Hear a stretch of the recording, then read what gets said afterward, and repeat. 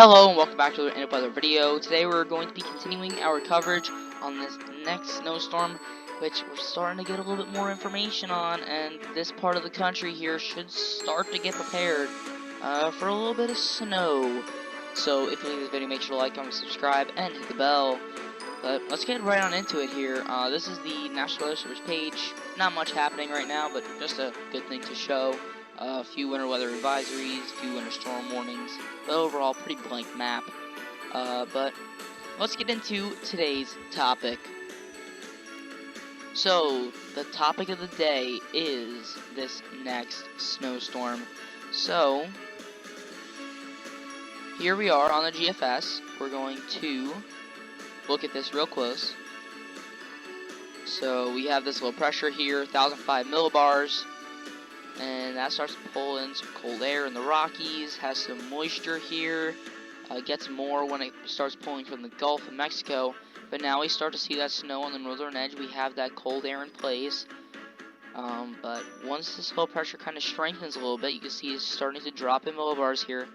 That's when we get more consistent snowfall, and the GFS is kind of putting that a little bit further out to the east, which is still possible. And it has it mostly impacting Michigan and Canada, but otherwise maybe a little bit of snow for the northeast with the system after that. That's at least what the trends are showing right now. Let's look at the European model, try and get a little bit of input from that model. So back here, there we go.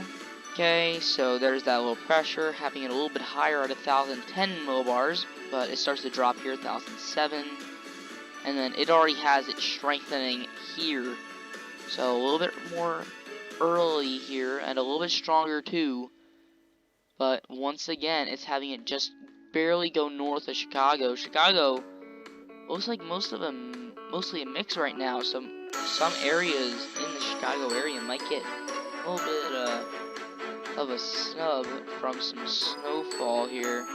We're just completely left out.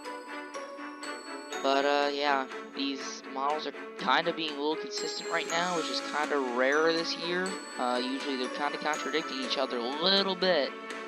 But we have plenty of time until this happens. This is over the weekend, so we have plenty of time for this thing to change. And yeah, nothing's set in stone yet. But I don't think that we're going to see Flynn. I don't think that the snow totals will be high enough, nor will there be enough people impacted for this to be a significant event in the Weather Channel's eyes. So that is all I have for this next snowstorm. Let's move on to your forecast in depth. So we're going to start with the East region, and we're going to do some deep dives here into some of the things that are happening here. So let's go to 5 a.m. So we have some showers in the northeast and some snow showers in Minnesota. Both those kind of clear out, and we have this high pressure here, pretty much kind of a intermediate ridging going on here. And yeah, we're really going to start to focus on the next storm system here in the east.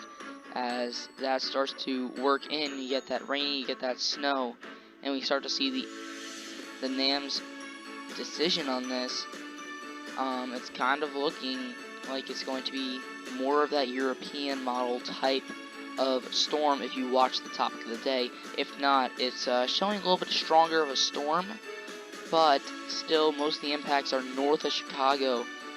And I doubt that Milwaukee will get in on anything either, kind of taking those two major population centers out of the picture here. But Kansas City might get a little bit of snow, who knows. So let's go to those temperatures real quickly. So I think I might have to go back a bit. Alright, let's just make sure this loads in. Alright.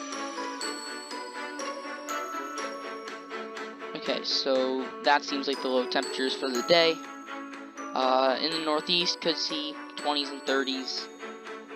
The Great Plains looking like the 20s and 30s as well. Once you get into the southern areas, such as Texas, Louisiana, Arkansas, Oklahoma, Missouri, Tennessee, Mississippi, Alabama, Georgia, Florida, maybe even a little bit in South Carolina and North Carolina. There's where you start to see the 40s and the 50s for your lows.